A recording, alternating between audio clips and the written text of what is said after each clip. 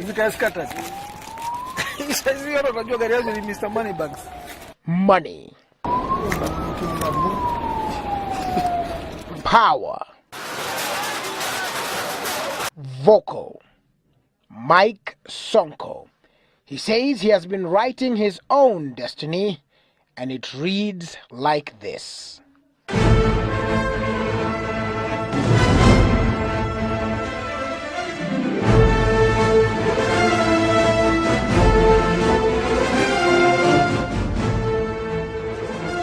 At the 25th floor of the Kenyatta International Conference Center,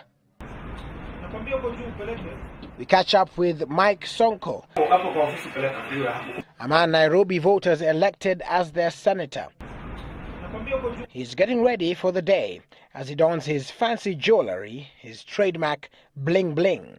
I identify with my colleagues, that is the youths, through blings, through studs, through my dressing. Leadership should not change my dressing style.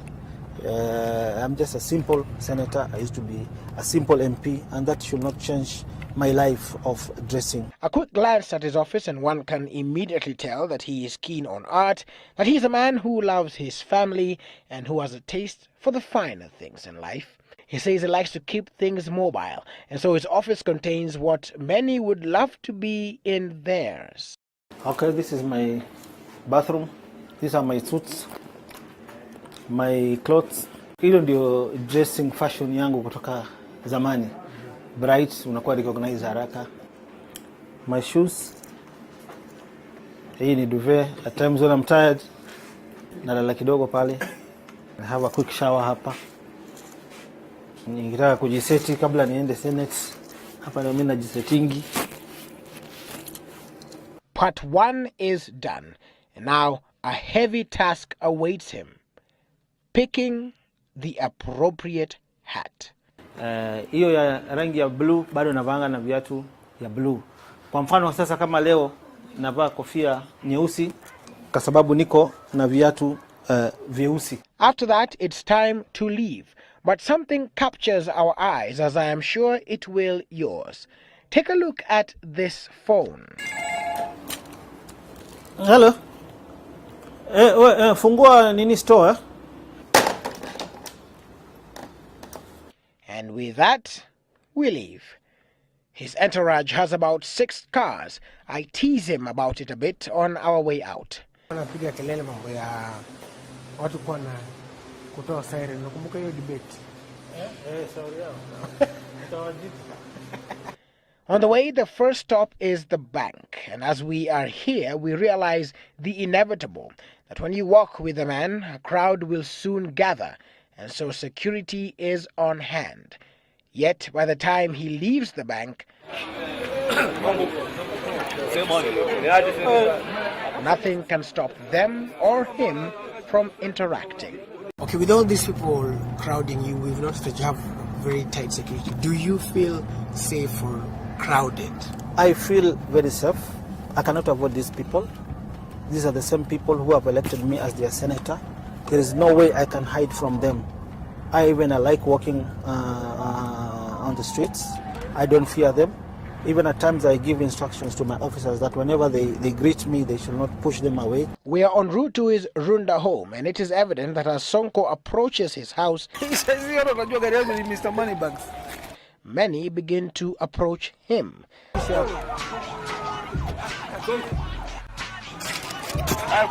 But he says he would rather the youth come up with feasible, workable projects.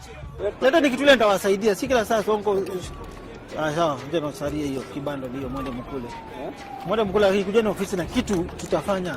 Akaangalia vijana wangu. Haya, wazi. Okay. This is Sonko's Runda home. It is here that he resides with the people he regards as his pillar and strength, his family. Huyu ni bibi yangu, anaitwa Primrose. Salma Mbuvi, second born. Last born, Sandra Mbuvi. Sonko is very protective of his family and is known to be furious whenever people attack them. Likes to keep his family away from the limelight as much as he can and only calls on them to help him work. But we'll get to that later. He walks us through his house. This is our small kitchen.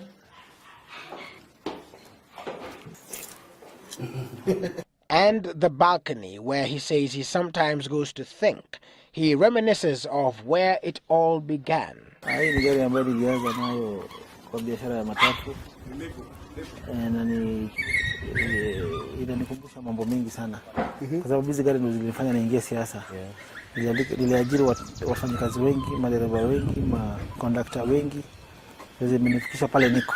It's been a long time since then, and one would wonder, with all the fame to his name, what next? So you started as a member of parliament, and then you've now jumped to a senator. What's next? I know it's a bit early, but what next for Michael Mbuvi Sonko? For now, what I can say, let me work for the great people of Nairobi who voted for me, and maybe in future I'll decide on that. I've gone back to school. I'm now doing my degree. Then maybe around 2016, 2017, then I'll have made up my mind. So Senator Mike Sonko is known largely as a man of the people and very active on Facebook and Twitter. And so what we did is we asked him to put up a post that he was doing Newsmakers and asked you to ask some questions to him, and then he'll have an opportunity to reply to them. And so we're going to do that right now. Do you Photoshop some of the pictures that you put up, and especially the one with Rachel Chebe? No, those were photoshopped, imaged. By then there was a lot of politics. People were politicizing that matter. But these things came from our critics, came from our enemies. And I explained it earlier how we can come up with a Photoshop. And one David Gashaw is asking, where do you draw your wealth from? Because most Kenyans see you as extravagant and spending, and you're dressing. David Gashaw. So I'm not as rich as people think. I depend on my salary. I depend on my private business. I depend on my clubs. I depend on my tattoos. I'm also a land and estate agent. There's where I got my wealth. I can buy a beach plot for around 20 million. I advertise it abroad in Europe.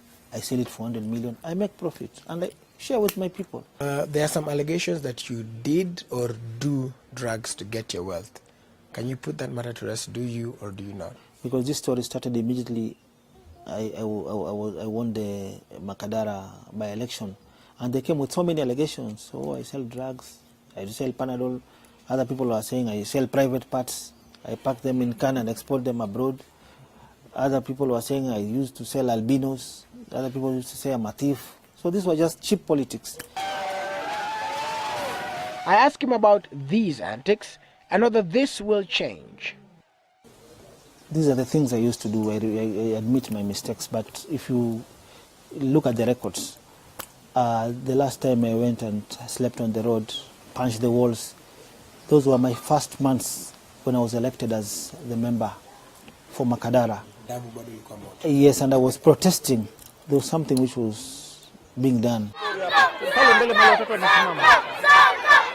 Perhaps one of the things Sonko is known for is his giveaways, and he has been widely criticized for this, with some saying it's a show-off. He often organizes free medical camps and aids for families who, according to him, are happy to be associated and helped. He even has his family joining in. His people include his family that have been with him. He says he runs to them whenever life gets tough. His mother-in-law and father are still in Buruburu estate, where he often goes. I seek to know just what kind of a child Sonko was growing up. He was a very good footballer actually, and a netballer, and basketball actually. And not only that, he has so many skills. Hata mambo ya magari anajua sana, anaweza kupungua angalia stoko sote engine, anaweza press all the valves na rudishe. Naelewa. And just like any father, he is protective of his son, Gideon Kioko Mbuvi Jr. In politics, we don't fear those things. I said it a long time, 1983, and I know what it is in politics. So those things are there. Anybody can talk ill of you, but when you go deeper to you, you'll be a person who can abuse society. Yeah, that's the thing. And as we leave Buruburu, we find Sonko once again in his trademark giving mood, but this time we notice a lady who is close to his heart and who he says keeps him in check. Shukrani Ilimwambia ukasome kitabu gani? Mugaseke. Ilimwambia akasome kitabu gani? Mkumbushe, ana vitu mingi mama. Ana vitu mingi. Mkumbushe tu. Mimi naitwa Susan Wanjiku Kamau. This is Sonko's adopted mom, as it were, after his mom died years ago. Wangu mikono yangu tena tumbo yangu miaka 40. So, love him or hate him, it is clear that Sonko has a following.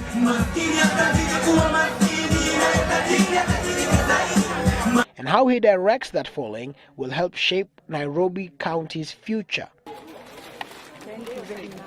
Whether that particular future will be a better city, only time will tell. Willis Raburu for Newsmakers 2013.